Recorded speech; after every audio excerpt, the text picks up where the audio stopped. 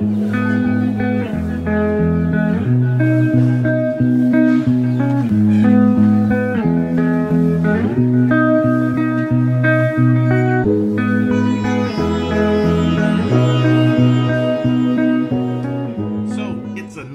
good afternoon cup of tea in the shed on the weekend. I keep looking because I've got my camera switched around. I keep looking in the wrong direction. November 2021, late November. We were sat around with the kids getting ready for Christmas. It was a stormy night, you know. The power didn't go out. The kids want to watch Home Alone, so we watched Home Alone, and one of the kids made a joke at me about trying to figure out what watch Joe Pesci was wearing in that movie. So Google, the interwebs, answered back loud and clear. It was a Casio AMW-320C, and I was able to find that on eBay. Actually, a couple of different sellers had them used, so it wasn't hard to find. So I sat down, I think it was like $39 US, followed that listing until the bidding was almost ended, put in a bid. I think it was like $40. No one actually bid against me, so no other bids were entered. I was the winner. Watch is shipped to me before Christmas, no issues. So I've been wearing it ever since. There you go. Today I have it on a strap code, or Straps Co. I don't know. I bought this thing secondhand. Sort of a, I think it's Jubilee, we call that. Jubilee bracelet. So let's switch it around and take a close look at it. So yeah, here we are taking a pretty a close-up look at this one. Let's zoom in a little bit. I've got some cheat sheet notes there. There you go. So this is the Casio AMW-320C. It houses the Casio 358 module inside of it. And I'm beginning to like analog digital watches. Don't know why. Just is what it is. I'll admit to not being a big fan of the sort of gold tone dial. But hey, it's a tough all-around watch. If it's good enough for Joe Pesci and Arnold Schwarzenegger, it's good enough for me. My high precision vernier calipers have helped me discover that this is a 44mm diameter case without the crown. It's a 50mm lug to lug. It's 22mm strap lug width, so your straps will be 22mm straps. It's 11mm thick, so fairly thin. It, according to the dial, and the case back has 100 meters of water resistance, and according to the dial, it is has alarm, which I have figured out. It does have through the digital display there, has alarm function, chronograph function. The bezel is bi-directional, and you can see it has a bit of a sort of a adventure. I don't know. It says north, where you might expect 0. It says north. There's no click. When I first got it, it actually wouldn't move. And after a bit of a bath in vinegar and baking soda and a bit of a toothbrush run on it, it loosened up some sludge and started moving a little bit. Still a little tight, so I don't, but either way, there it is. It's got some, so north at the 12 o'clock position right now, and then at 10, 20, 30, 40, 50. So a minute track, and then 30, 60, 120. So it starts getting into, I'm not sure if that's, I'm not sure what it's there for. I'll be quite honest. But you do see north, east, south, and west. There's a little W, little E, little S below it. So yeah, some multiple options there for function. Within the dial, the inner dial here again has the 60 at the 12, so 5, 10, 15, 20. So a minute track inside again also. There at the 12. The dial is entirely printed. The loom is still pretty good. It just doesn't last long. It's no problem to see the loom lighting up in the daytime. It just doesn't last long throughout the night. So the watch has 3 pushers and a very distinct design. It's here at like the 4 o'clock and one at the 8 o'clock. I'm not sure if the 8 o'clock, I can't find out any information on the watch about its function. But the pusher at the 8 o'clock, it functions to help set the time in the digital display, that adjust times and so on, start and stop. And maybe that's all it's for.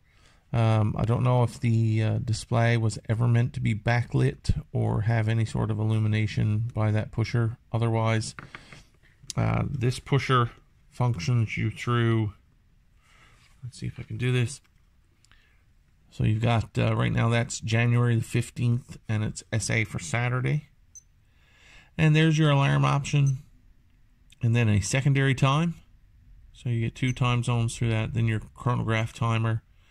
And then the digital display of time that matches your current time on your analog. And back to a day, date, month, day setup in the digital display.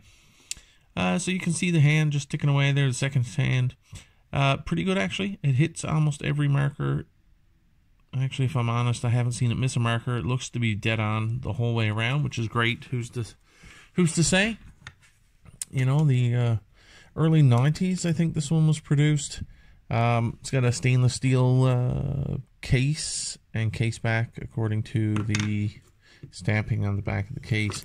When I purchased this, it came as a watch head only, no strap, no box, no, nothing really. So it just says Japanese movement. So the module inside obviously is a Casio 358. I just mentioned that a little while ago, Japanese. The model number is there, stainless steel, water resistance. And that it just says water resistance on the back. It doesn't actually say. So I've had it on a couple of straps over time now. From rubber straps to a NATO, and now to this one. Hey, you know what? It looks like Joe Pesci and Schwarzenegger are wearing it on some sort of rubber strap. Maybe I'll try to find a suitable rubber strap for it during the summer. The slim pros and cons, really. Hey, it's you take that chance on eBay. I don't know anything about the watch. It was probably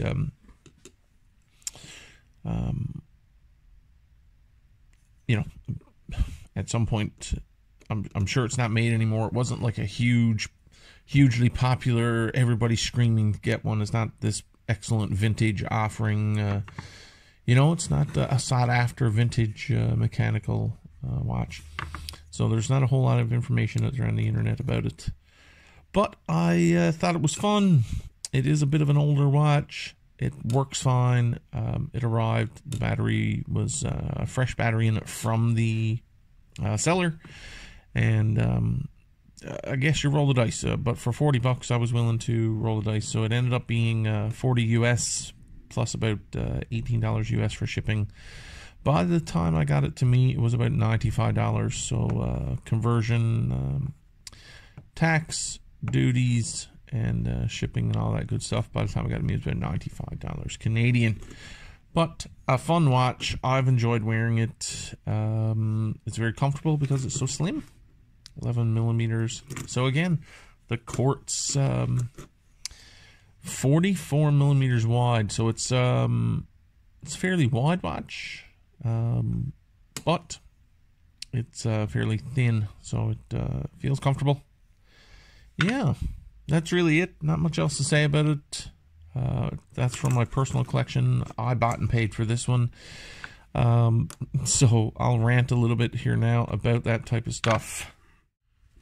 So yeah, I've gotten a few watches in, two watches here lately. I'm actually just finishing up a review of the RLG that was posted.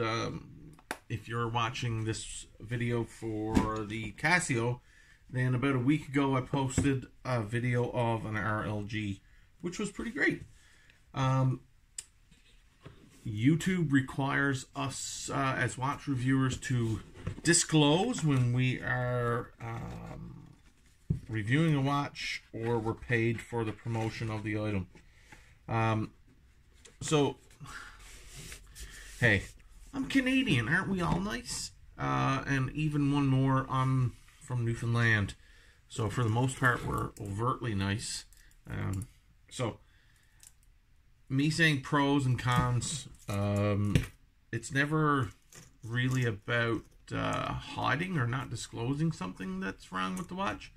My experience with watches tends to be one of, if I have it, I typically enjoy it. It's never about the poor quality and talk about it, I guess. So similar to this one. I don't like the gold on it, but I bought it. I don't like the gold on black. It's not my thing, but it was fun. It was more for the enjoyment of the hobby. And it is meant to be a tough watch. Hey, like I said, if it's good enough for Arnold and Joe, then it's good enough for me. Out here in my shed working on things, ATVs, cleaning your barbecue, you know, fixing your air compressor. You haven't got to think about this Casio. So going onto eBay and buying them, my experience was pretty good.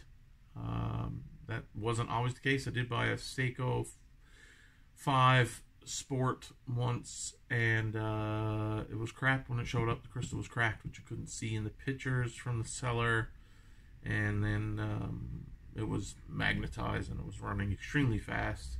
But that was my first experience into that type of purchasing from eBay. But here we are now. I just bought a Casio homage to the Omega Seamaster 300T, so like the Spectre looking homage done by Casio with a sterile dial. Shout out to Sean Fowler, aka @FrozenTex on Instagram. Sean does a phenomenal job. He is wearing, when it comes to watches, he's wearing a bunch of homage watches. And by God, when I see his page, and which is probably a function of the stupid social media anyways, is that every watch that he posts about is like, goodness gracious, it looks good, and I want it. And I've always wanted an Omega Seamaster. It's the grail. It's when I retire from work, the Omega Seamaster 300T, the older sort of 60s. Hell if I know. I should put the reference number there. Anyways, it looks like the Spectre one. That's the Omega Seamaster. That's the ultimate for me right there. That's the watch I want on my wrist when I retire that day. That's the one. The handset's what gets me, and the dial layout. I'm not sure what it is about it, but it just looks great. So that one's coming from eBay. That'll be here in a couple of weeks, I guess, and I'll do a video on that one also. Crap, that's like 4 or 5 watches, because I also 2 days ago, as of the recording of this video, received an Alpha Daytona homage, Rolex Daytona homage, which was really nice. The dial, the creamy color of the dial, yeah, it looks really good. So that's like 5 watches. The Van Banner, the RLG, the Casio Pesci, or the Casio Harry Limes. If you're a buddy of mine through Red Bar, he calls it the Harry Lime. Little play on words there, I guess, a little bit of a pun. Then the Casio, then the Alpha, and then the Casio is on the way. So that's 5 new watches. I'll leave on that. It could be worse. Probably not, though.